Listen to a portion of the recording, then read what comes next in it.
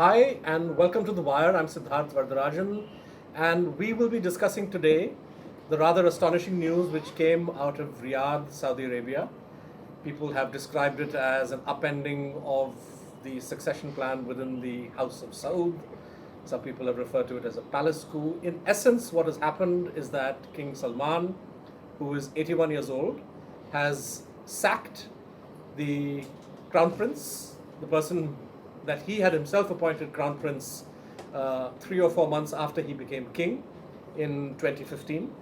So Mohammed bin Naif, who was the named crown prince by King Salman in April 2015, has been unceremoniously dumped. He's been sacked, and in his place, the king has named his own son, Prince Mohammed bin Salman, who is not only the defense minister of the Kingdom of Saudi Arabia, but perhaps its most important economic official, somebody who has been playing a very central role in the future planning of the Saudi economy, but above all, somebody who has led the kingdom into a war in Yemen, into intervention in Syria, and is believed to be somebody within the Saudi system who has pushed for a hardline approach towards Iran and, of course, most recently towards Qatar, helping us understand this sudden development out of Saudi Arabia, the reasons behind King Salman's decision and its implications for Saudi Arabia, for the region and the world, is Ambassador Talmiz Ahmed, who, apart from having served 2 terms as Ambassador of India to Saudi Arabia, has also been India's ambassador to Oman, somebody who knows the Gulf region and West Asia very well.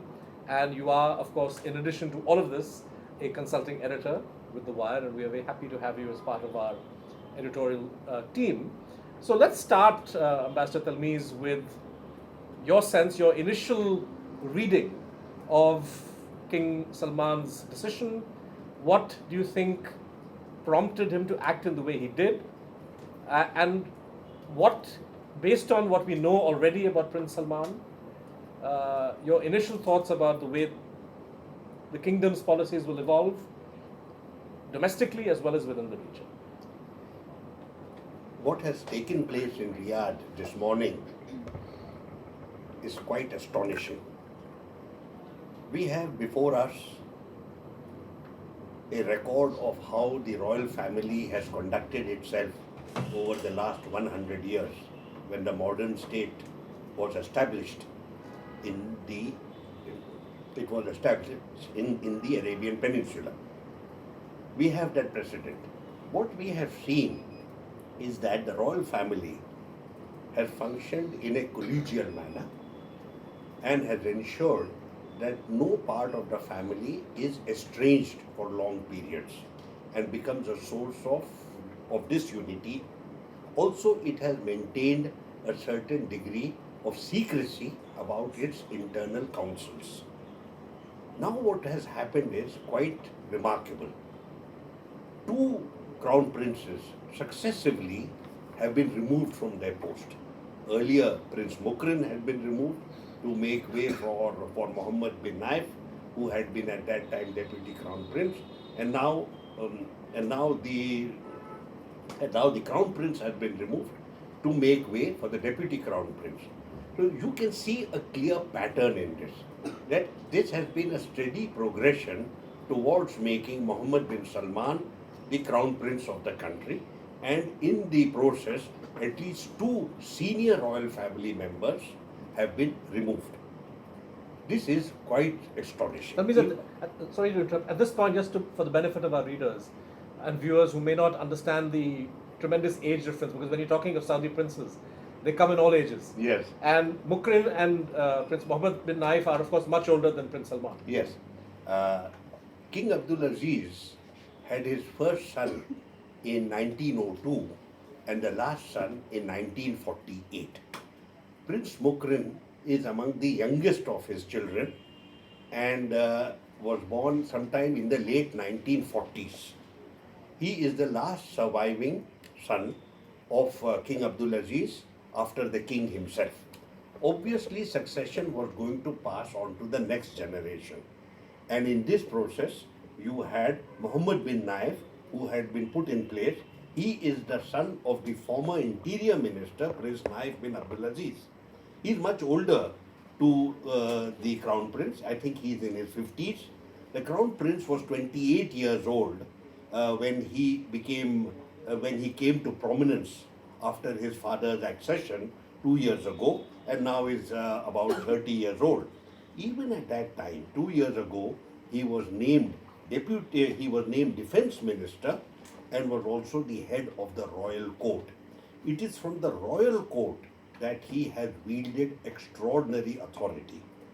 First, he was made the head of the Council for Economic Development in the country, and he brought under his control the entire domain of economics, as also petroleum under his control.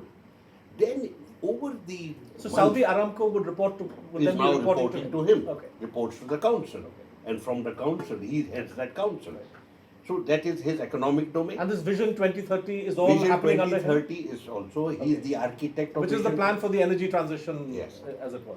As the oil prices fell, it became necessary for the kingdom to come up with a new plan that would prepare the nation for the post-oil era. So this is Vision 2030.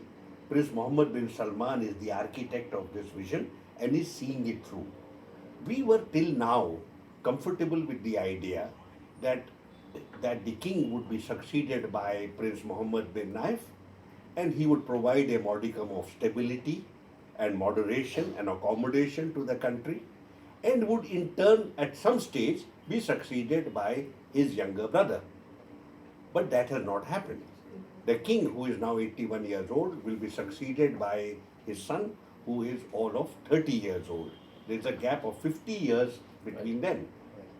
This has a large number of very significant implications. Firstly, you have never had a situation where so much power has been with one prince. You have earlier had powerful monarchs in the shape of King Faisal or in the shape of King Fahd, and you also had King Abdullah, but none of them ever functioned independently of his senior family members. There was very close coordination, very close consultation between them, and this is how you maintained a certain resilience within the royal family, and this is what enabled the royal family to cope with a series of domestic and external crises that have emerged from time to time over the last 40 years.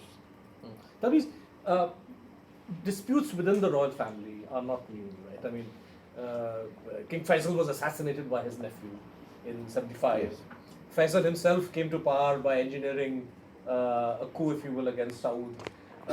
So, I mean, the family has remained united, as it were. They have a family council. They have all these mechanisms in place. But when it comes to the question of succession, things can be fairly bloody would be an overstatement, but fairly abrupt and sharp and ruthless. As it were. Not really, not really. I would like to correct you here. There have been crises in Saudi Arabia. They have a very large royal family. It is variously estimated at between 30 to 40,000. There are 1,200 prominent male royal family members who are children of princes, children of kings, who are entitled to be called His Royal Highness. They are the core group, you could say. There are at least 1,200 to 1,500 of them. But succession has been reasonably smooth because the royal family has maintained an order in terms of which succession went from brother to brother, excluding the unfit. So you had, in the case of King Saud, he was an extremely profligate ruler and a spendthrift and nearly bankrupted the country. Even then, it took Prince Faisal at that time, Crown Prince Faisal, a long time to rally support and to urge his abdication. He was supported at that time by Prince Sultan, the defense minister, and Prince Abdullah, who was the head of the National Guard. So there was a consensus that was put together by the royal family to engineer this.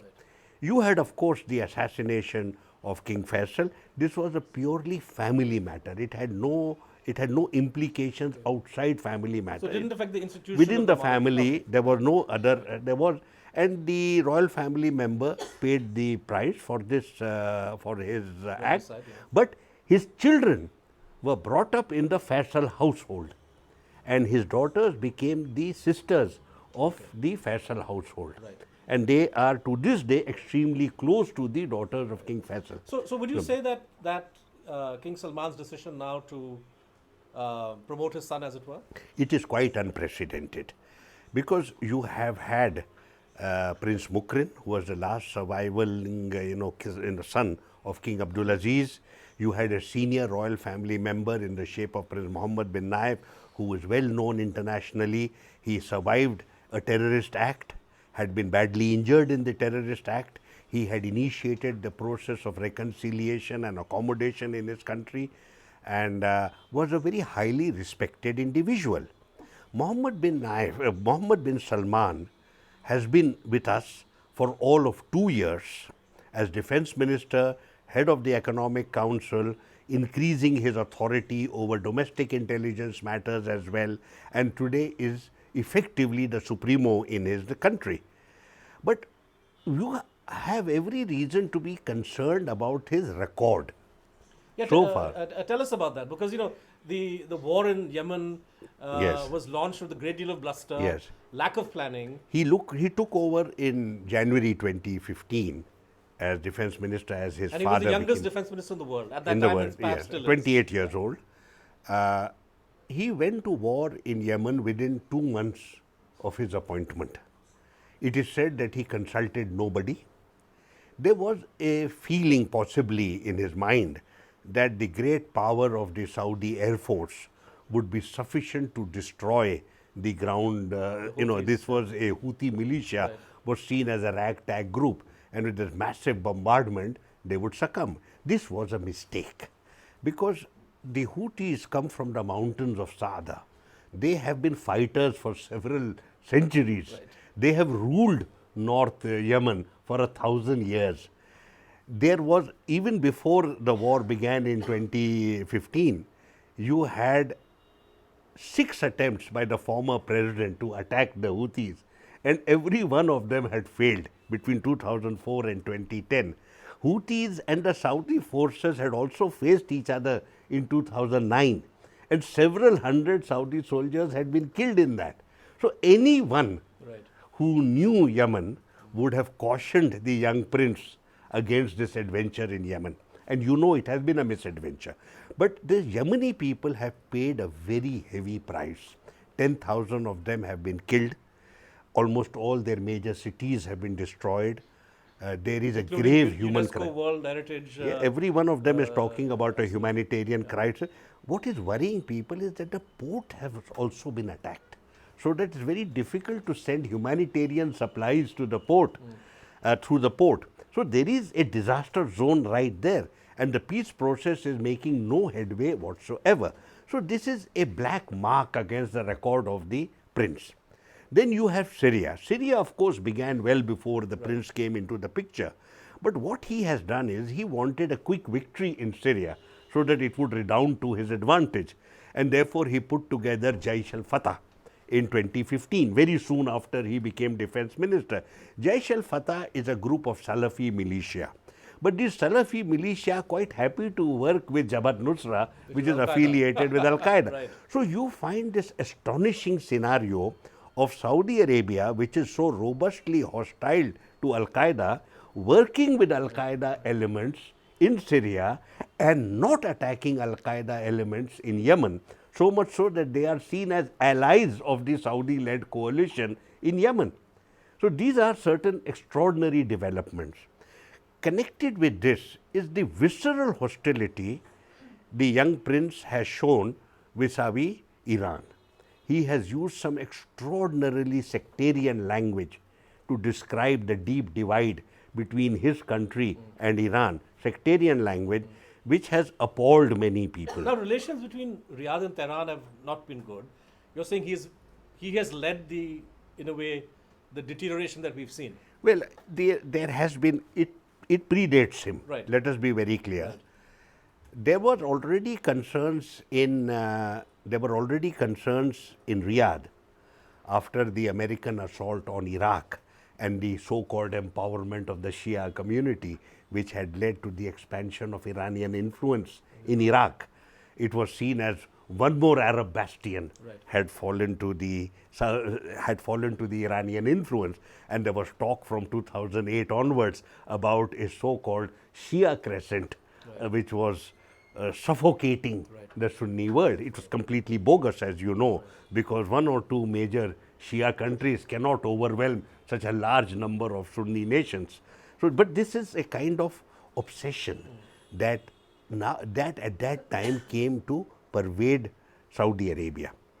But the real problem began in 2011 when Hosni Mubarak fell, and he was the strategic partner and security partner of the kingdom and maintained a balance of power against Iran.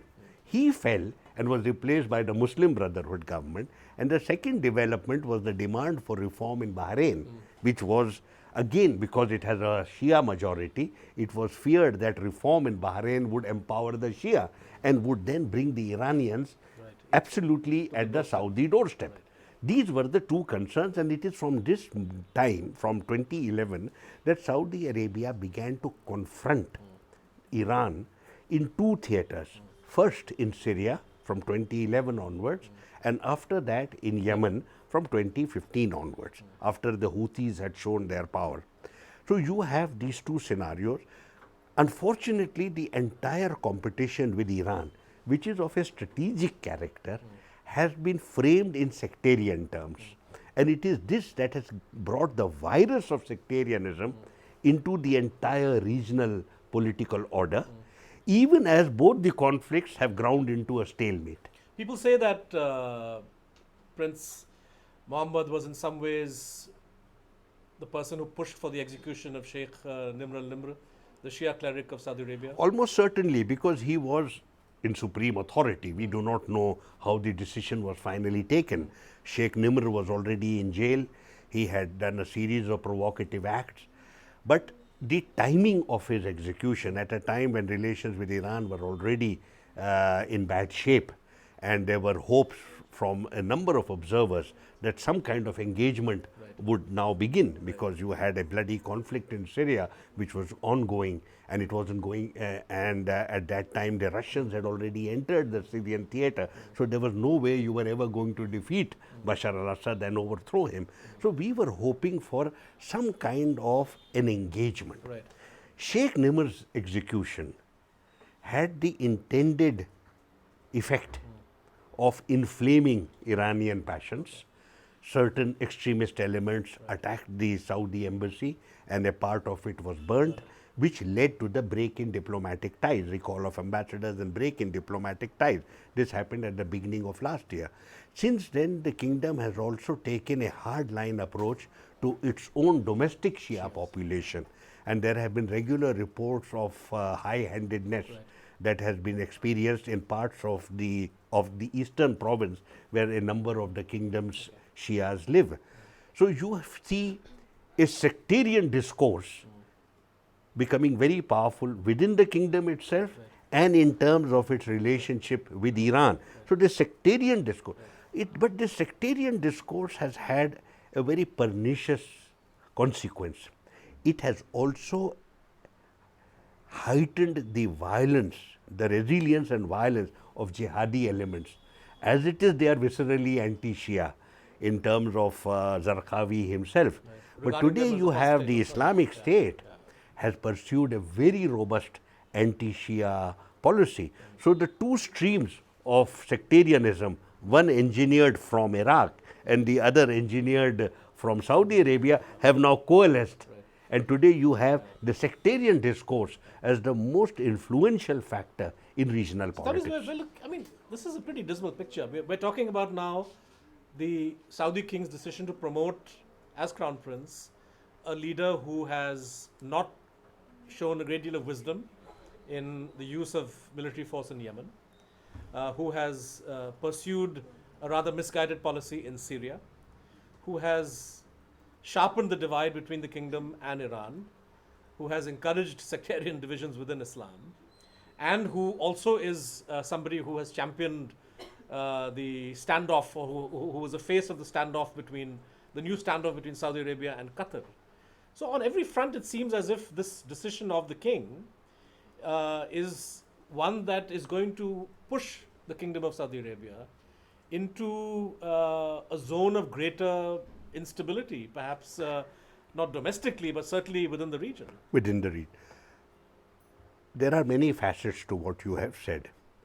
The crucial point to be noted is the role of the United States. For several decades, the United States was the sole hegemonic power in the region. It grossly misused this status and has engineered first the global jihad in Afghanistan, then participated in the massive assault upon Iraq in 1990, and the sanctions inspections regime and the no-fly zones, which led to the death of 1.5 million Iraqis. Then it did the assault upon Iraq, which had absolutely no role to play in the 9/11 attacks. Indeed, the 9/11 attackers, 15 out of 19 were Saudi nationals. So the United States has been the source of great disruption. When you come to the Obama regime was disinclined to participate militarily in this region.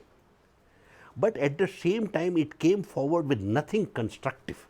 Yes, they did engage with the Iranians and had the nuclear agreement with the Iranian state, but you found there was no follow-up.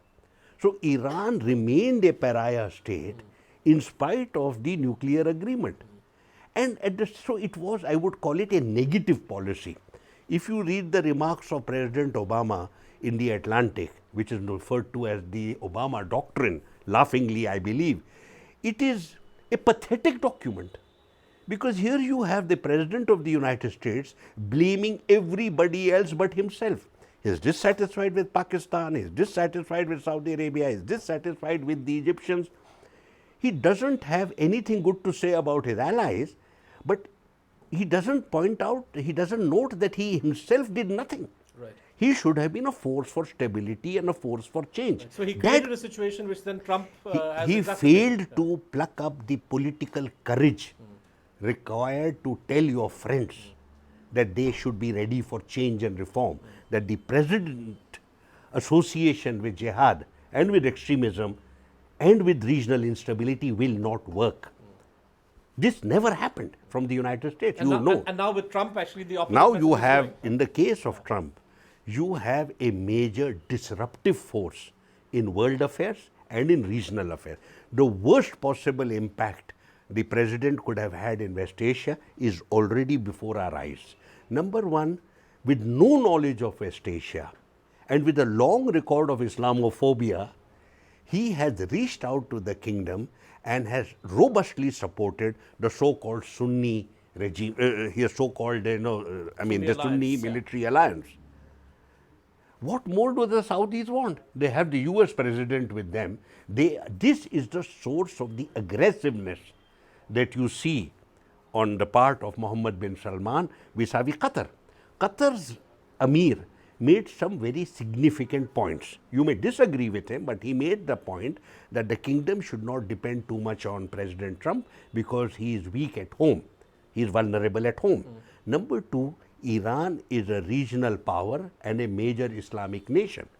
With these remarks, he questioned the sectarian approach to the Iranian question and at the same time promoted the idea of engagement with the Iranian Republic, with the Islamic Republic.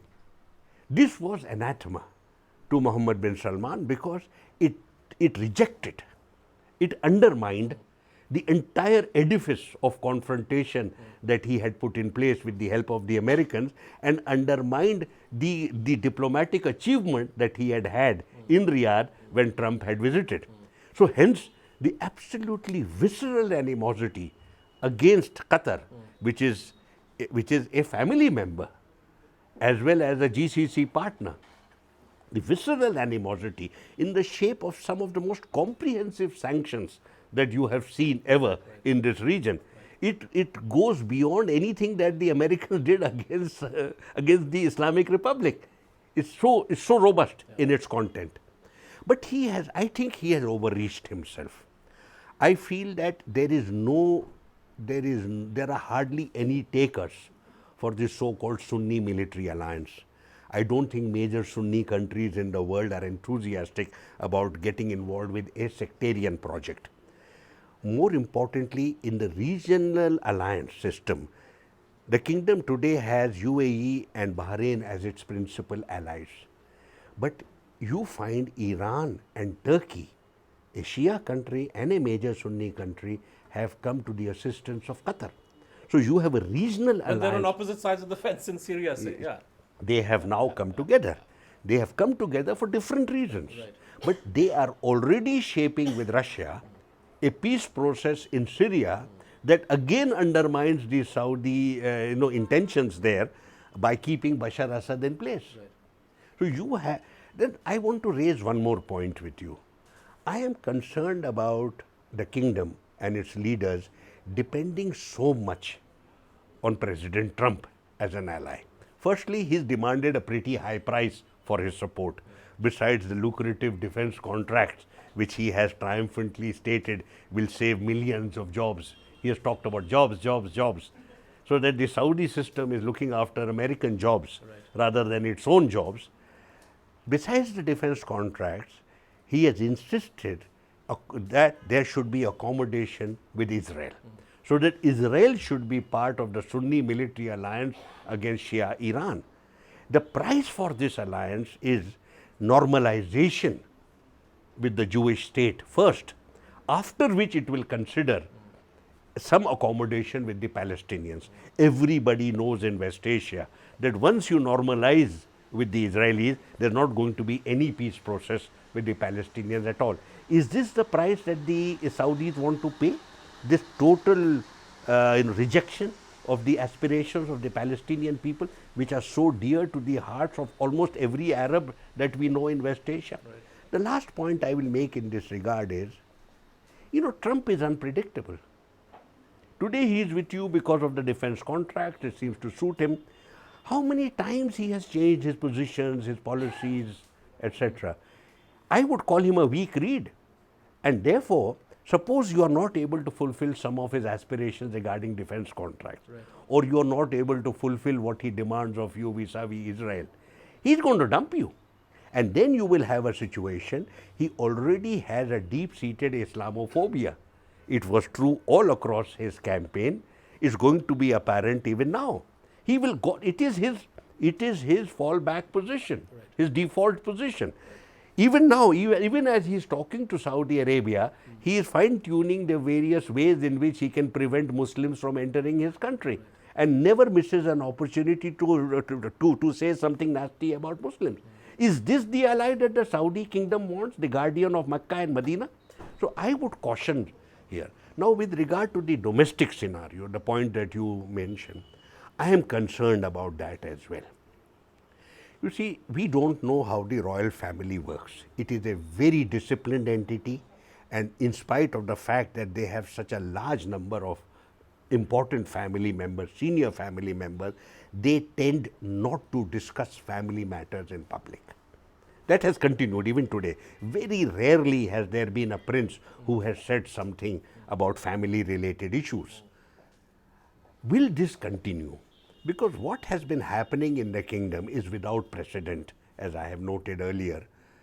You have a young prince, a doting father has given him so much power, so much influence.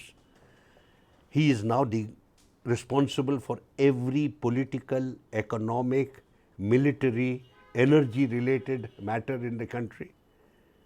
All the other royal family members are completely left out. Some of senior royal family members have been publicly humiliated to make way for him. This is not the way the royal family has functioned for the last 100 years. And I have a nasty recollection. I recall the period of the 19th century when the family was much less disciplined and much less united. The whole narrative of the Al Saud during the 19th century is a narrative of conflict, of war, internecine conflict and war, and it is a narrative of executions, external interventions, exile. When King Abdulaziz was dying, it is said that he called his senior sons together and he forced them to hold each other's hand and said, don't leave each other. Our family history tells us that when we are disunited, we come off very badly, never leave each other. And it is because of this that since his death, we have been able to see a fairly united royal family. I am afraid, very deeply concerned, that many things that have happened very recently in the last 2 years, and certainly the announcement of this morning, is contrary to the way the family has functioned, the norms and principles which have guided the family. And therefore, I am not completely certain that the old discipline, the old unity, the old commitment and resilience can continue. On that note, I'd like to thank Ambassador Talmiz Ahmed for spending time explaining the context of today's development, which is the sacking of the Crown Prince and the appointment of a new Crown Prince in Saudi Arabia. For those of you who want to follow this subject with a little more depth, please read the article that Ambassador Talmiz Ahmed has written for The Wire. You will find the piece being posted on our website very soon. And of course, we had a conversation about 2 weeks ago with Ambassador Ahmed on the Saudi-Qatar standoff, which you would also find useful if you want to further follow the evolving crisis in the Persian Gulf region. On that note, I'd like to thank you for watching, and do keep remaining tuned in to The Wire's YouTube channel. If you haven't already done so, please click on the subscribe button so that you can get regular updates of all future videos. Thank you. Thank you. Thank you.